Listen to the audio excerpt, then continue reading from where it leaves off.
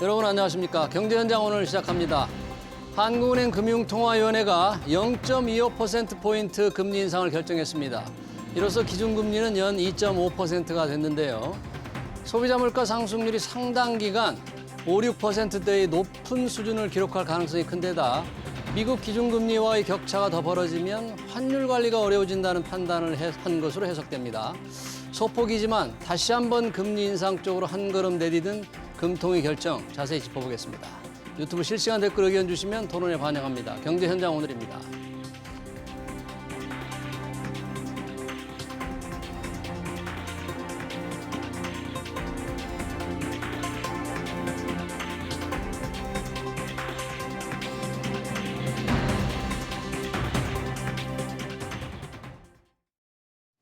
네, 기준금리 인상 토론하기 위해서 두 분 모셨습니다. 김광석 한국경제산업연구원 경제연구실장, 황세훈 자본시장연구원 연구위원 나오셨습니다. 두 분 어서 오세요. 네, 안녕하세요.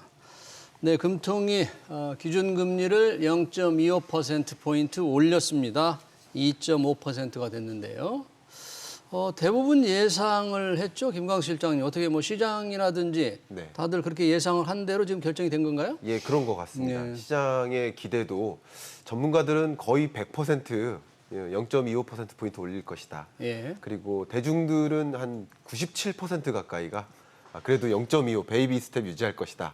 이런 기조였는데 그 기조에 딱 맞게 이변 없이 금리 인상을 단행한 것이 아닌가 생각합니다. 예, 저는 지난번 금통위에서 이창용 총재가 그때 뭐 연말까지 세 차례 0.2% 올린다고 그랬잖아요. 네, 그러셨습니다. 굉장히 좀 뭐라 그럴까 좀 너무 분명하게 예상을 했다나 전망을 이렇게 내준 게 아닌가 그걸 좀 했는데 결국 그대로 실천을 네, 했네요. 말씀하신 대로 이제 실천이 됐다고 봐야 될 것 같고요. 예. 물론 이제 보통 한국은행 총재가 예. 앞으로 얼마를 올리겠다라고 그렇게 명확하게 얘기하시는 경우는 사실 상당히 드뭅니다. 이전에 한국은행 총재님들의 예. 행보들을 살펴보면 그때의 경제 상황을 고려해서 이제 신중하게 판단하겠다. 보통 쉽게 말해서 조금 애매한 그런 이제 포지션을 취하시는 게 일반적인 모습이었다면 예. 이창용 총재는 취임하고 나서 이제 아주 명확하게 발표를 하셨거든요. 0.25% 세 번 정도에서 연말쯤에 3% 정도의 기준금리를 지금 예상한다. 내지는 시장이 그렇게 예상을 해줬으면 좋겠다라는 것들을 분명하게 말씀해 주셨거든요. 보통 이제 미국 연준의 이제 그런 방법, 포워드 가이던스라고 영어로는 부르게 되는데 앞으로 우리가 어떠한 행보들을 취하겠다라는 거에 대해서 미리 사전적으로 암시를 줘버리는 거죠. 그래서 이제 이창용 총재 같은 경우는 이제 그런 스탠스 내지 그런 선호를 가지고 계시는 것 같다 정도로 해석이 가능할 것 같습니다. 네. 어쨌든 예상은 했지만 0.25%포인트 올리니까 이제 2.5%가 됐고 네. 1년 전에 비하면 2%포인트가 오른 셈인데 그렇습니다. 이렇게 올릴 수밖에 없을 정도로 지금 물가 네. 굉장히 지금 심각한 거로 본 거죠. 그래서 네. 역시. 예, 우리 다 알고 계시다시피 미국 물가도 마찬가지고 우리나라 물가만 봐도 이 7월 물가 상승률이 6.3%였는데요. 근데 이 8월 물가 상승률이 굉장히 궁금하죠. 근데 8월 물가 상승률은 9월 초에 발표가 된단 말이에요. 근데 이 8월 물가는 물론 국제 유가가 떨어지거나 각종 원자재 가격이 떨어진 건 사실이지만 그 가격이 반영되는데 원자재 가격이 수입 물가에 생산자 물가에 소비자 물가에 반영되는데 걸리는 시간이 있고요. 또 한 가지는 당장 반영될 것이 이 8월 한 달 동안에 있었던 수해입니다. 수해. 예, 네. 그럼 이 수해는 여러 가지 피해가 있었지만 이 처서를 맞이해서 입추를 맞이해서 이때가 이 기간이 햇볕이 내려쬐줘야 농작물 수확에 지장이 없는데 오히려 비가 엄청 내려서 이 농산물 공급에 엄청난 지장이 있을 것으로 보고 있습니다. 그러면 더군다나 이제 9월에 우리 추석 준비를 하지 않습니까? 네. 그러니까 농산물 수요가 급증하는데 공급이 부족하니까.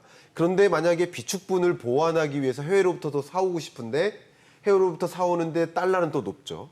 그러니까 이 농산물 가격이 잡기가 어려운 것이기 때문에 제 생각에는 이 8월 물가 상승세는 또 7월 물가 6.3%보다도 높게 유지될 가능성이 높지 않을까 이렇게 보고 있거든요. 이렇게 높은 물가가 계속 유지되니까 우리 한흥 총재께서도 반드시 물가를 잡기 위한 이 긴축적 통화정책 행보를 계속 유지하겠다라는 입장을 보인 것이라고 보고 있습니다. 네, 물가 뭐 상승세가 너무 심각하니까 이제 우리 시청자들도 다 지금 피부로 좀 느끼고 있고 외환 시장의 움직임, 워낙에 원화값이 떨어지는 환율이 오르는 게 심각하기 때문에도 금리를 추가로 올릴 수밖에 없는 그런 요인이 됐다고 봐야 되겠죠? 네, 일단 환율을 결정하는 데 있어서 가장 중요한 요소는 금리 차라고 볼 수가 있습니다. 미국 금리 차. 연준의 기준금리 그리고 예. 우리나라의 기준금리 당연히 기준금리가 더 높은 쪽에서 그 통화 가치가 더 비싸게 결정될 수밖에 없는 거거든요. 지금 연준이 2.25에서 2.50%였고 우리가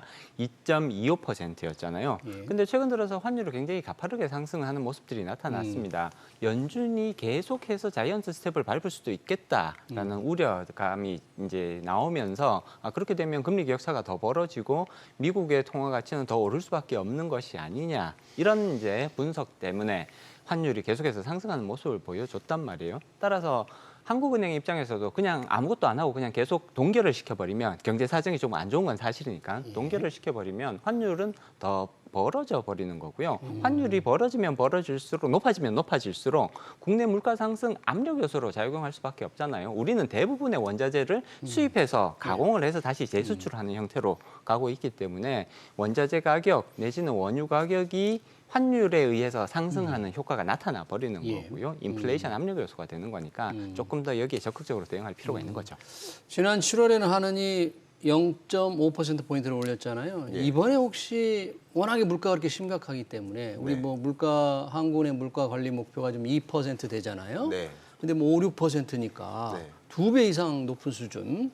그러니까 이걸 좀 더 안정시키기 위해서 기준금리를 한 번 더 네. 0.5%포인트 올려야 된다. 네. 이런 주장은 전혀 나오지 않았나요? 뭐 그런 종류의 생각을 갖고 있는 분들도 계셨죠. 근데 금리를 인상해야 될 이유가 100가지고요. 아니면 유지해야 될, 동결해야 될, 혹은 인하해야 될 이유가 100가지일지 모릅니다. 그 이유를 다 들어주자면 아무것도 행동을 못 하는 거죠.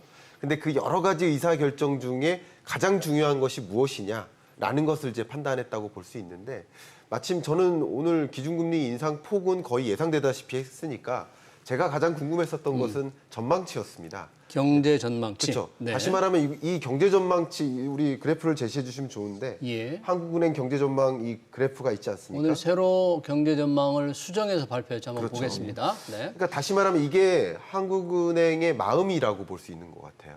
지금 현재 경제를 이렇게 판단하고 있다. 근데 22년 경제가 2.7에서 2.6%로 하향 조정된 거거든요. 예. 그러면 종전에 봤을 때보다 경제가 좀 더 안 좋구나라고 판단하는 건 사실이에요. 다만 이 2.6%의 의미는 당장 경기 침체까지는 아니다라는 판단이에요. 그러니까 우리나라 잠재 성장률이 대략 2.5% 정도 되니까 그 정도는 유지한다.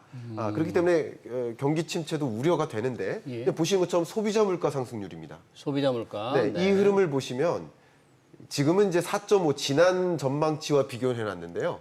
작년 이맘, 네. 정확히 1년 전, 21년 8월에 한국은행이 전망했던 22년 물가 상승률이 올해 물가 상승률. 1.5%였습니다.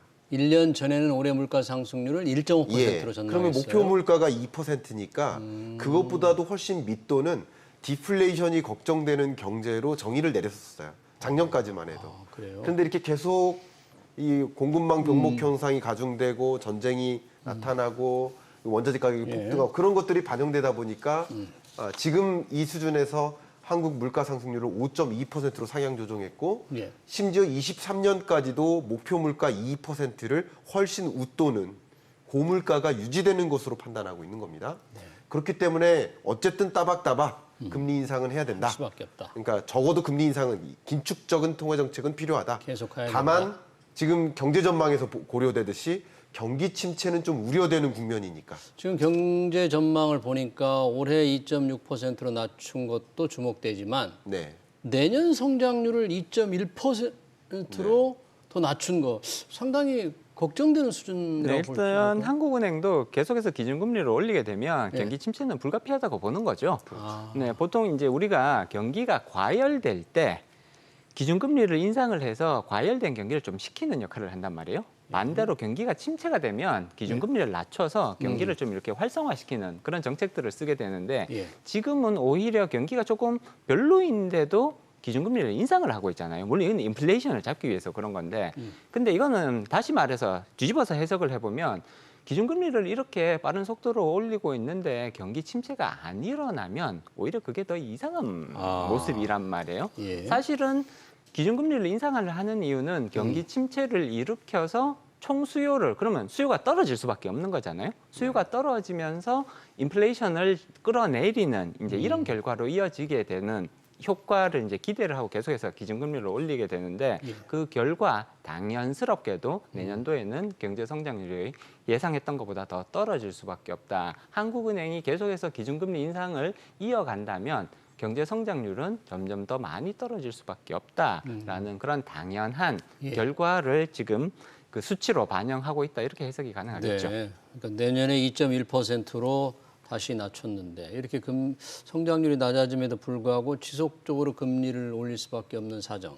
이창용 총재 오늘 기자회견에서 혹시 뭐 그런 부분에 대한 어떤 이유라든지 어떤 좀 주목할 만한 발언이 좀 있었습니까? 제가 개인적으로 가장 주목됐었던 그 표현이 한국과 미국 간의 금리 격차가 나타나더라도 우리 하반기에 반드시 나타날 겁니다. 지금은 같지만 그렇더라도 기계적으로 자금 유출이 일어나거나 기계적으로 이제 고환율이 계속 유지되는 그런 것은 아니다. 아니다. 네, 기계적인 움직임은 없다라고 이렇게 말씀하신 게 좀 인상적이었어요. 어떤 근거를? 이게 인상적인 대셨습니까? 것은 왜 인상적이냐? 네. 다시 말하면 한미 간의 기준금리 역전 현상이 당연히 초래될 겁니다. 왜냐하면 우리나라는 이제 통화정책 방향 결정회의가 2번 남은 거잖아요. 미국은 3번 남았죠. 미국 9월부터. 9월. 예. 9월부터 해서 3번. 그러면 딱 우리나라는 0.25%포인트씩만 올렸을 때 3%가 될 것이고요. 연말 3%. 네. 네. 그리고 미국 같은 경우는 그냥 한 번만 자이언트 하더라도 초과하는 거죠. 근데 지금은 그것을 용인할 수밖에 없다라는 입장을 표명한 것이 아닌가. 그것을 용인해서라도 어차피 외환 위기까지는 안 올 수 있으니까 그리고 강달러 기조도 용인할 수밖에 없다. 그런 입장입니다. 이 강달러를 막기보다는 막다 보면 경기 침체가 더 우려되니까 강달러를 막는 것보다 더 중요한 것은 강달러로 인해서 야기되는 부수적인 그런 효과들, 예를 들어서 수입업자들의 고통 이런 것들을 해소하는 데 집중해야지 그거 막자고 같이 금리 인상 행보할 수는 없다.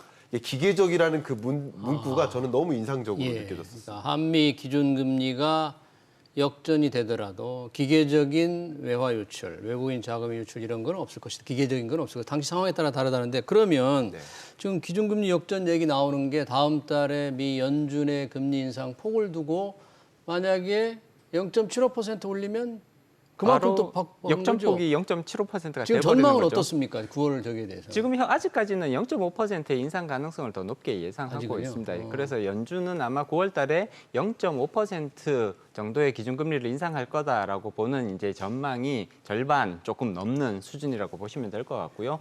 0.75%를 인상할 거다라는 전망이 나오고는 있습니다만 아직 이 전망이 시장의 대세라고 평가하기는 어렵습니다. 물론 이제 이거 뚜껑은 열어봐야 되는 거니까 이제 정확하게 판단하기는 어렵습니다만 일단 한은의 이제 이창용 총재님 지금 언급을 해주셨는데요. 이창용 총재님 같은 경우도 지금 그 적정선에서 지금 어떻게 보면 줄타기를 해야 되는 거거든요. 이게 격차가 너무 벌어지면 한꺼번에 자금이 빠져나갈 수 있는 위험성이 커지는 거고 그렇다고 해서 너무 이렇게 딱 붙어서 쫓아가자니 국내 경제 사정이 녹록지가 않단 말이에요. 그렇기 때문에 이 안 좋은 경제 상황을 너무 나쁘게 만들지도 말아야 되고 그렇지만 적정하게 이제 격차는 또 유지해야 되고 따라서 이 적정선을 잡기 위한 이렇게 줄타기를 계속해서 해야 되는 좀 안타깝지만 그런 상황이 될 수밖에 없습니다. 따라서 한국은행 이창용 총재님이 하신 말씀은 일단은 역전은 허용하겠다라고 봐야 되는 거고요. 다만 그 역전의 폭을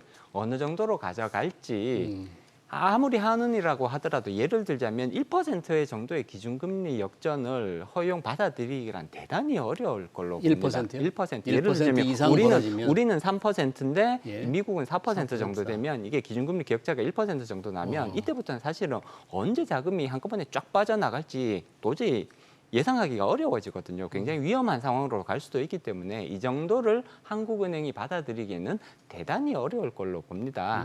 0.75%까지는 저는 가능하다고 봐요. 그리고 이전에 우리가 기준금리가 역전된 적이 있었거든요. 길게는 1년 넘게 기준금리가 역전된 적도 있습니다. 1년 이상? 0.5% 뭐 이 정도 해서 역전된 적이 있었는데 역전되었다고 해도 자금이 바로 빠져나가지는 않습니다. 여러 가지 경제 펀더멘탈이 여기에 영향을 미치거든요. 근데 현재는 역전은 거의 확실하다. 이제 9월에 확실히 예, 바뀌는 확실하게 거죠? 이제 네. 역전이 될 겁니다. 예. 근데 역전되는 상황에서 경제 펀더멘털을 살펴보면 미국의 경제 펀더멘털, 기본적인 경제 체력, 우리의 기본적인 경제 체력을 비교를 해보면 예. 과연 어디가 더 좋을 거냐. 음. 이거 우리가 더 낫다고 얘기하기가 어렵거든요. 그러면 경제 체력도 안 좋은데 예. 기준금리 격차까지 더 벌어져 버리면 이럴 때는 약간의 사소한 조그만 사건에도 시장이 크게 반응해 버릴 수가 있거든요. 한꺼번에 자금이 쫙 빠져나가 버리면 우리 굉장히 고통스러운 기억이 있잖아요. 네. 97년도에 그러니까요. 그런 상황이 다시 오지 말라는 법이 없기 때문에 그 격차는 어느 정도는 관리하는 모습은 반드시 필요하다고 볼 수 있습니다. 그러니까 시장에서 이창용 총재가 이게 금리가 역전돼도 기계적인 외국인 자금 유출이 없을 거라고 얘기한 것도 시장에서 일단 그만큼 걱정이 있기 때문에 그 걱정에 대한 이제 응답을 한 것 같은데 네네. 걱정은 여전히 만약에 금리 차가 그렇게 커져서 환율이 또 계속 오른다거나 네. 더 오른다거나 네. 또 우리 돈이 또 빠져나가면 네. 금융위기 발생하는 거 아닌가? 네. 뭐 이런 걱정들이 여전히 있는 것 같아요. 맞습니다. 그럴 가능성은 우리 실장님은 좀 낮게 보시는 거죠? 굉장히 많고요. 많아요? 여전히 많고요. 다만 금리 역전을 용인함에 따라서 얻게 될 안 좋은 영향도 있고 그나마 긍정적인 요인이 있겠는데 비교해 보니까 별반 차이는 없는데 그나마 역전 용인하는 게 낫겠다는 판단이라고 볼 수 있을 것 같아요. 다만 환율이라는 측면, 예. 외국인 자금 유출이라는 측면에서는 부정적인 게 사실이죠. 근데 그 부정적인 게 저는 굉장히 좀 체감되는 것 중에 하나가요. 예. 저도 이제 제 채널을 운영하고 있다 보니까 네. 여러 이 구독자분들이 질문을 많이 주세요. 네. 근데 너무 힘들다고 질문을 주시는데 네. 그 질문이 너무 명확했습니다. 어떤 거냐면요. 수입업자인데 우리가 이 서빙 테이블을 수입해다가 유통업체에 납품하는 회사입니다. 네. 근데 1년 동안 장기 계약을 형성시켰는데 근데 그때 1년 전까지만 해도 예를 들어 100원에 납품하기로 했던 거예요. 근데 50원에 사와서 100원에 납품하는 방식의 비즈니스였던 거죠. 근데 지금은 환율이 너무 올라가지고 그걸 사오는데 들어가는 비용이 100원을 초과해버린 거예요. 근데 이 계약을 철회할 수도 없고 어떻게 살아야 되느냐 너무 힘들어 하시더라고요. 예. 그 부분에 대해서 제가 고심이 담기셨다라고 이렇게 의견을 저도 담겨 드렸는데 또 오늘 오전에 제가 우리 네. 중소벤처기업부에서 주관하는 이제 무역촉진부가 있습니다.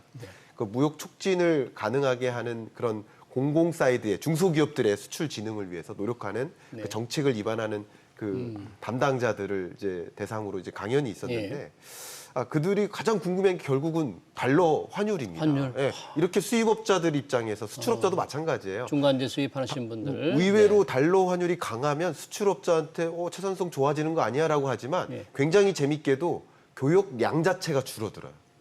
교역량이. 우리의 교역 대상국들이 수입문을 닫는 겁니다. 예. 비축량을 활용하거나 아니면 이걸 한국에서 사왔던 걸 차라리 이 우리나라 안에서 대체제를 찾아보자 하는 방식으로 수입문을 닫아버려요. 왜냐하면 그들도 달러를 주고 사오는 거거든요. 그러니까 교역량 자체가 줄어드니까 수출도 어려워지고 수입업자는 더 힘들어지고. 그러니까 이런 국면이 취해지니까 이제 하는 총재께서도 이게 달러 강세 기조는 내가 막을 수 있는 일은 아닐 것 같다. 그러나 그로 인해 나타나는 부수적인 영향 요인들 이런 것을 관리하는 재정 정책이 필요하다. 정부가 그런 걸 조금 취약계층들이라든지 중소업자들 수입하는 분들 좀 지원해 줘야 된다. 그런 그렇습니다. 얘기네요. 네. 환율 자체를 조정할 수는 없지만 네. 이 달러 강세는 계속 될 것 같습니까? 근데? 네, 당분간은 달러 강세가 더 이어질 가능성을 높게 예상해 봐야 될 것 같고요. 일단 1,350원을 돌파할 가능성은 충분하다고 봐야 될 것 같습니다. 따라서 추가적인 환율 상승은 당연히 가능하고 염두에 두실 필요성이 있다. 거기에 맞춰서 경제적 의사 결정을 내리시는 모습은 반드시 필요하다고 볼 수가 있겠죠. 지금 가장 보면 두 가지 요소가 모두 달러 강세를 지금 예상하게 만들고 있습니다. 어떤 첫 번째, 건가요? 미국의 기준금리 인상 속도가 전 세계에서 가장 빠릅니다. 유럽도 기준금리 인상하고 있고요. 근데 이제 예를 들어 일본은 아예 기준금리 인상을 시도조차 못 하고 있는 거거든요. 일본. 예, 일본은 아예 못 하고 있는 그렇죠. 거고요. 그리고 할 이유가 없죠. 네, 일본은. 중국 네. 같은 경우는 오히려 기준금리를 또 낮췄죠. 낮춰버렸거든요. 그래서 전 세계에서 미국의 기준금리 인상 속도가 가장 빠릅니다. 물론 이제 주요국, 중요 네. 선진국 중에서는 가장 빠르고요. 그다음에 경제 체력도 굉장히 중요합니다. 이게 이자율의 차이에 의해서만 환율이 결정되는 것은 아니거든요. 경제 체력도 굉장히 중요한 고려 요소가 됩니다. 예. 지금 유럽 쪽 굉장히 힘들잖아요. 지금 에너지 문제부터 시작해서 그러니까. 여기도 인플레이션 플러스 에너지 문제 굉장히 어렵거든요. 미국이랑 비교를 하면 오히려 미국의 경제 상황이 훨씬 더 좋다고 평가할 수밖에 없는 거고요. 예. 이자율 빨리 올라가죠. 경제 성장, 경제 상태 비교적 괜찮죠. 이러니까 당연히 달러에 대한 수요는 몰릴 수밖에 없다. 이렇게 된다면 그리고 이 기조는 사실 연말까지는 계속해서 이 기조가 갈 가능성이 높아 보입니다. 예. 따라서 연말까지는 추가적인 환율의 상승 가능성을 오히려 더 높게 열어놓으실 필요성이 있을 것 같고요. 1,350원은 돌파될 가능성이 상당히 높다고 개인적으로는 전망하고 있습니다. 달러 혼자만 강세를 보이고 있는데 그럼 다른 나라 돈값이 지금 다 떨어지고 있잖아요. 그러니까 특히 중국이 그렇죠. 중국 네, 위안화 가치가 막 떨어지니까 덩달아서 우리 돈도 떨어지는 거예요. 그럼 위안화가 연동이 돼가지고 그러니까 그거는 이제 위안화와 연동된다기보다 우리나라는 또 우리나라의 펀더멘털이 중요한 게 예. 아닌가 생각이 되고요. 예. 제가 이제 너무 좋은 말씀을 해주셨는데 저도 거의 100% 동의합니다. 그러니까 강달러 기조가 22년 하반기 내내 유지될 것이다. 이것은 거의 정확합니다. 다만 이제 업앤다운이 있기 때문에 지난주는 상대적으로 약했는데 예. 뭐 지난주도 강달러 맞죠. 그러나 지난주는 이번 주보다 약했잖아요. 네. 그것은 기본적으로 미국이 이제 물가 고점 찍었다. 인플레 이제 고점 찍고 떨어지니까 자이언트까지 필요 없다라는 여론이 컸던 거예요. 그러니까 금리 인상 속도 그만큼 유지 안 되니까 상대적으로 달러 강세가 약화됐었던 거예요. 근데 이번 주에 이렇게 급등한 것은 저는 개인적으로 잭슨홀 미팅에 있다라고 생각합니다. 잭슨홀 미팅 지금 곧 열리는 거죠? 네, 잭슨홀 네. 연준 심포지움. 예, 내일 왜 그렇죠? 근데 그게 관심이 있는 그게 게 굉장히 중요한 게 작년을 잠깐 돌아가 볼게요. 예. 21년 8월에 있었던 잭슨홀 미팅에서 너무 유명한 대가 두 분이 좀 격돌했었죠. 서머스 교수님하고 크루그먼 교수님하고 레리 서머스. 예. 두 분이 뭐 학파가 좀 다르다고 표현할 수 있겠는데 이 서머스 교수님은 인플레이션이 장기화되는 요소다. 구조적인 요소다. 이게 일시적인 게 아니다. 근데 크루그먼은 일시적인 거다. 폴 크루그만 교수는 일시적이다. 예. 그랬는데 제롬 파월 의장은 일시적인 것에 베팅을 한 거예요. 연준 의장이 네. 참 그래서 그렇게 연준의 판단을 실패라고 했었던 잘못했군요. 거죠. 나중에 사과문도 하고 쓰고 반성문도 쓰고 하셨잖아요. 근데 결국 이번에 또 그런 식으로 격돌할 겁니다. 잭슨홀 미팅의 가장 중요한 대주제가 예. 인플레이션 잡힐까 안 잡힐까, 고점 찍었을까 아니면 인플레이션 안 잡히고 계속될까, 이 두 가지입니다. 이거 두 가지 가지고 논의할 텐데 그것에 대한 불확실성을 인지하고 이 불확실성 요인 때문에 이 달러 안전자산 선호 현상이 또 집중됐던 거예요. 달러 강세 기조 속에 이 불확실성이 또 같이 가미되면서 초강세가 나타났던 거, 킹달러가 나왔던 것이고요. 제 생각에는 이 불확실성은 조금은 안도감을 갖지 않을까. 혹여나 제롬 파월 연준 의장의 내일 있을 그 연설에서 예. 인플레이션 장기화 될 거야. 우리 자이언트 해야 될 거야. 라고 뭔가 넌지시 가이던스를 제시한다 하더라도 긴축의 의지를 더 확고히 한다면 하더라도 지금 이 시장은 그것에 대한 어떤 그것에 대한 판단을 불확실성으로 안고 있었기 때문에 이제 불확실성이 해소되는 구간이 있습니다. 오히려 그러니까 해소된다. 강달러 기조는 계속 유지되지만 제 생각에는 이건 뭐 제 의견입니다만 네. 맞다는 것이 아니고 잭슨홀 미팅이 있고 그런 제롬 파월 의장의 발언이 있고 나면 좀 이 불확실성이 조금은 해소되면서 조금 안정화될 겁니다. 그리고는 또 자이언트 스텝을 행보를 하거나 이런 행보에 따라서 강달러 기조가 다시 나타나는 그런 흐름으로 생각되고 있는 그런 과정입니다. 그러니까 제롬 파월 의장이 과연 자이언트 스텝 0.75%포인트 인상을 시사할 건가 말 건가. 그건 역시 인플레 상황에 대한 판단일 텐데 미국이나 우리나 지금 인플레가 미국은 좀 정점을 지났다 이런 분석도 많이 나오고 우리는 오늘 혹시 이창용 총재가 인플레 정점에 관한 얘기가 좀 있었습니까?